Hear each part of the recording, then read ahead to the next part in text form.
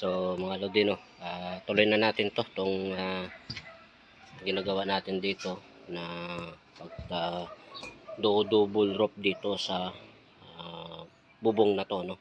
Break time ngayon mga lodi, no. Rawan lang kasi tayo dito ngayon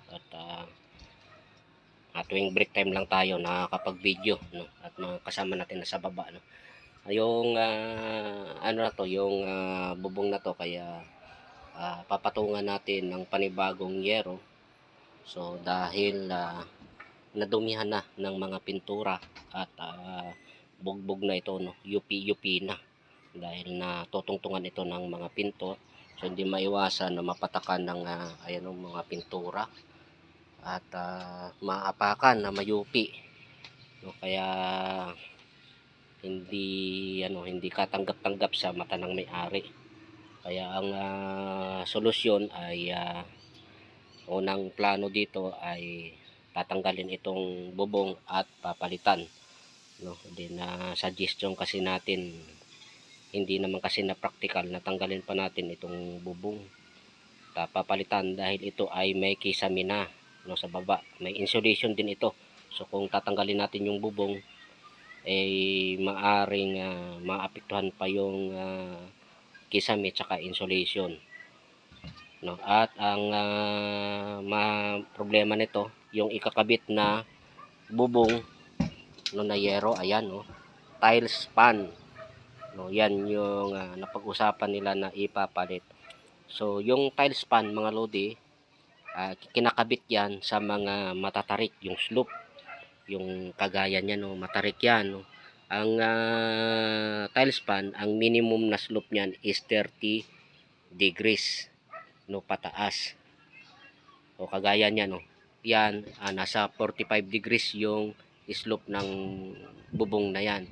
So diyan ikinakabit yung mga tile span. So dito sa area na to, bubong na to, ang slope nito ay halos 5 o 10 degrees lang ito, no. Hindi talaga po pwede dito ang tile span na yero dahil tutulo, prone yan sa tulo. So tingnan nyo, yung tile span ay may bend, no, nakatupi yan. So kung mababa lang yung slope, yung tubig ay magpupundo. So gaya niyan, may pundo yung tubig diyan sa may tupi na yan, at yan prone ng tulo. At isa pa niyan, yung labi ng tile span ay hindi siya kagaya nito, no, na natatakpan, na overlap niya gaya nito. Yun, ito yung kadugtungan niya, ito na overlap. Yung tile span nandito lang siya sa gitna. Yan, kaya kung hindi yan matarik ang slope niya, ay may posibilidad na tutulo yung inyong bubong. So kaya ang suggestion natin, wag na ito tanggalin yung lumang yero. So ikaklading na lang natin, double roof natin. At ganito rin naman ang ginagawa natin kapag nagbububong tayo ng tigula, no, kung pamilyar kayo sa tigula, no, yung tile roof na tinatawag, no.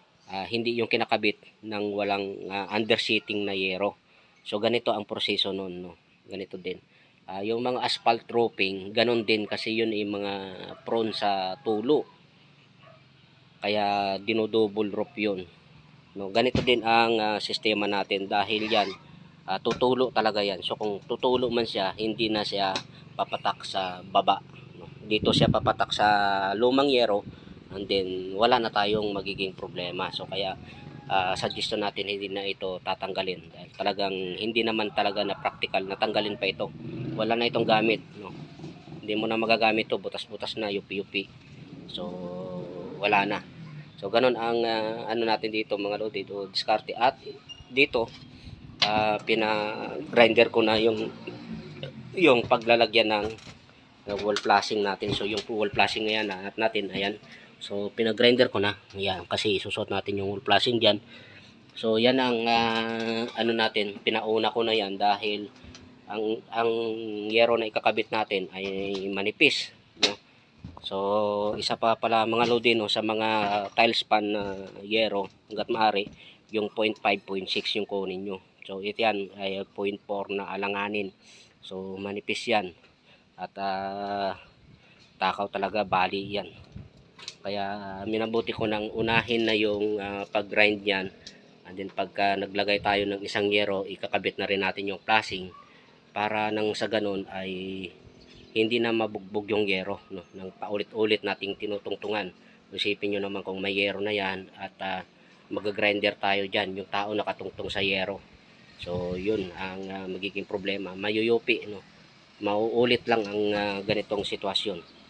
So mga lodi pala, no, ito ay hindi kami ang nagbubong nito. Ito yung project namin na iniwanan namin na pumunta kami ng Bataan. So itong bubong dito sa main roof ay kami ang gumawa niyan, kami ang naglagay ng trusses niyan. Ito hanggang trusses lang kami dito. So yung yero nito ay hindi na kami ang nagkabit. Okay mga Laudino, so yun ang ano natin, diskarte natin dito. So itong mga 1 by 1 na ito ay nakatextro yan, nakatextro bawat parlina yan nasa ilalim nito ay nakatextro din. Binilding lang natin dito. So dito natin ngayon ipapako. So sabi nila bakit kailangan pa natin ng mga 1 by 1 na yan na ano, pamakuan, bakit hindi na lang ipatong sa yero. So pag ganun ang ginawa natin, ang mangyari ay mabubutas lamang yung yerong ipapatong natin dahil dito sa mga thick screw na to, ayan, yan, tutukod yung yero dyan. Kaya mga lodi, no, kung magdo-double roof kayo ay wag na wag yung ipapatong yung yero sa lumang yero na wala kayong ganito, no, dagdag pamakuan dahil mabubutas lamang yun. So pagkatapos ng break time ay akyat na natin to yung yero na yan, and then pag nakabit natin dyan ay ilalagay na natin yung flashing, no, i-fix na natin para hindi na natin paulit-ulit na apakan pa yung yero. Pati dito, no, ayan yun. So mga lodi, no, testing muna natin at mukhang alanganin ng ano ito, sitwasyon dito. Nagpakuha ako ng tubig, lagyan natin ng tubig kung may maiiwan na tubig sa bawat kanal niyan. Kasi kung napapansin nyo yung tiles pan, mga lodi, no, so ito naka-bend ito around 2.5 cm dito. Then yung nandito din nakaangat din ito ng 2.5 cm. So bali nagiging 5 cm yung kanyang diferensya. Ikumpara mo sa ganitong yero sa long span na to. At yun ang titingnan natin kung tutulo, kasi nakukompensate ng bend nito yung slope ng ating bubong. So yun ang sinasabi ko, na kung mga 5 to 10 degrees lamang yung slope ng pagkakabitan natin ito ay hindi talaga uubra. So dapat 30 degrees pataas para nang sa ganun yung tubig ay walang maiiwan. So yun yung nagpakuha ko ng tubig at masubukan natin ito bago natin i-fix to. So ayan yung actual test natin, no. Sige daw. Up. Okay, tama muna. So ayan yung actual test natin. Mabagal siya dumaloy dahil nakukompensate ng bend itong slope natin. So tingnan natin kung may maiiwan na tubig. Kung walang maiwan na tubig, pwede.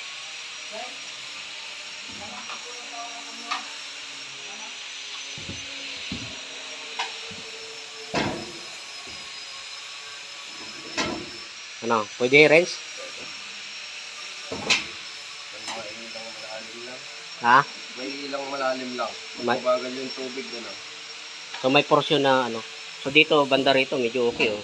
Pero yung portion na diyan, oh, hindi natin alam kung sa yero siguro malalim yung pagkakabend diyan. Kasi yan may naiiwan may naiiwan na tubig, oh. Ayan. So yun, oh. Ayan, may naiiwan nga tubig, hindi siya nasisimot. Pag tag-ulan yan, ay meron yan. Pero pagka wala nang tag-ulan siguro, wala namang tubig na maiiwan dyan, tingin mo. Wala. Pag ambon lang na ano, tutuyuin niya. Pag di talaga umulan, wala. Wala talaga, no? So, sige. So, okay mga lodi, no? Ipatuloy natin to, titik-screw natin. At may maiiwan na tubig, kunti, ano? So, ganito to. Yung portion na yan, no? Ayan. May naiwan.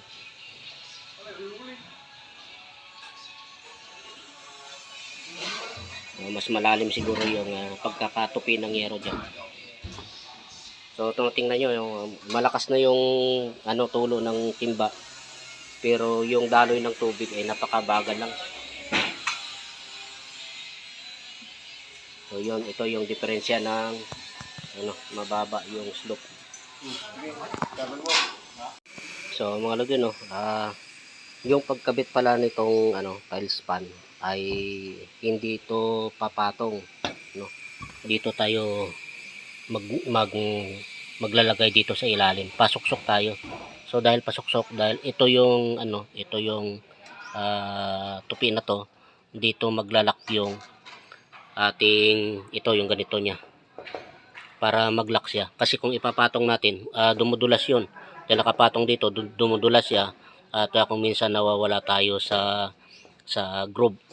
Kaya mas mainam sa ilalim para pag dumaos-dos ay nakalak sa dyan sa may na yan.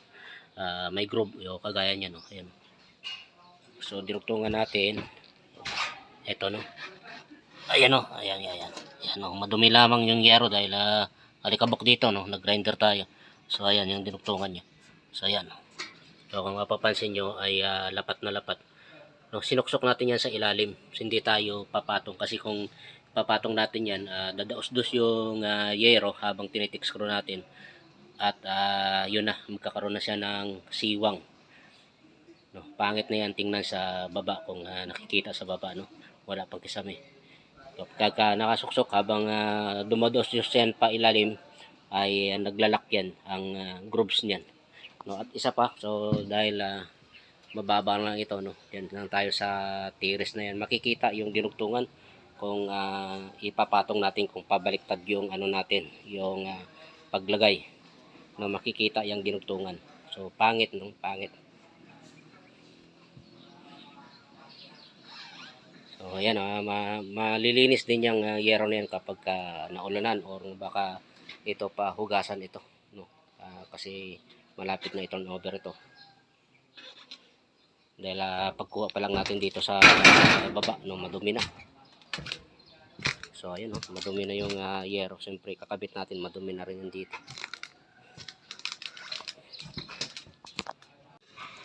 So mga lodi, no, natapos na natin ilatag itong ating tiles pan na yero.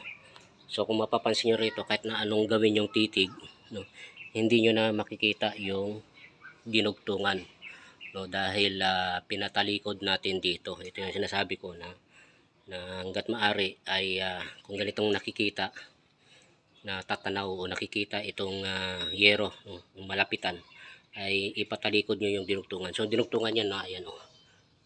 So hindi mo talaga malata. Pero kung sa kabila ka, doon ka tumingin papunta dito, ay kitang kita mo yung mga dinugtungan yan. At yan ay hindi perfectly fit dahil yung yung pagkakatupi talagang merong siwang ng konti. Yun ang iniiwasan natin na makita ng mga kliyente natin. So kaya ito pinatalikod natin yung dugtungan. So ganun mga lodi yung diskarte natin para maiwas tayo sa puna. Pero ito lang ang mga lodi, hindi talaga maalis to. So nakikita nyo yung yung sa may tick screw na yan, yan yung mancha. Yan yung mancha ng tubig kanina na winater test ito natin. So yung mancha ng tubig niyan, natuyo na yan. So yan panghabang buhay na yan yung magiging pakat ng tubig. Every time na mababasa yan, o nandiyan lang yung tubig na yan, hindi na siya totally aagos. Yung tubig na kapiraso na yan may iwan. At din siyempre matutuyo na ni haring araw yung tubig na yan, kasama na yung alikabok. At yan na yung magmamarka. So yun ang magiging problema kapag kulang sa slope ang inyong paglalatagan nitong tiles pan, no mga lodi. No, ayan, kaya ingatan nyo, no, wag na wag kayo magkakabit sa ganitong mababa lang yung slope, no. 30 degrees pataas ang slope ang na dapat na paglagyan ninyo para makaiwas kayo sa mga ganitong problema. So yun, ito siguro i-pressure wash muna nila ito bago i-turn over dahil yun sa dumi, ano. Bago pa natin akyat yan, madumi na yan, may mga buhangin, may mga ano ng pintura, no, pinag-is-isa ng mga pintor. So yan, kaya kailangan malinis muna bago nila to turn over. Okay mga lodi, no, sa mga gusto pala magpagawa ay message lang kayo sa Facebook page namin, Facebook page ko, at malay nyo baka magkasundo tayo dun sa panahon na wala kami ding trabaho at medyo mababa lang lodi ang budget namin. Okay, no, at sa mga hindi pala nakasubscribe sa YouTube channel natin ay paki-suyo naman mga lodi, no, kung nagustuhan nyo yung video na to ay paki-subscribe at share na rin, so para sa mga marami ang makakapanood ng ideya natin. Okay, so, mga lodi, no, itong ano na yan, yung wall flashing na yan, yung paggugupit niyan ay hindi basta-basta ginugupit, no mga lodi. Kagaya ng mga ganon, ayun ay kahit na walang pattern ay pwede. So dito hindi pwede, no. So ito yung ginawa nung kasamahan natin, no, dalawang tao ito ang nagsample at hindi ako pumayag na ganito yung gagawin nila, no. Mabuti at hindi yun ang pinag-diskitahan nila, yung nakakabit na. So sabi ko, ito gumawa muna sila ng sample nila, din tingnan natin kung maganda nga yung ginawa nila. Tingnan mo naman ang ginawa nila, oh. Ayan, oh. So lagpas-lagpas sa dito sa tupi niya. So hindi dapat ganoon mga lodi, no. Ang tama ay gawa kayo ng pattern para umisakto doon, hindi yung hula-hula, no. At dyan tayo madidisgrasya, no, pagka hula-hula na yung trabaho. Okay.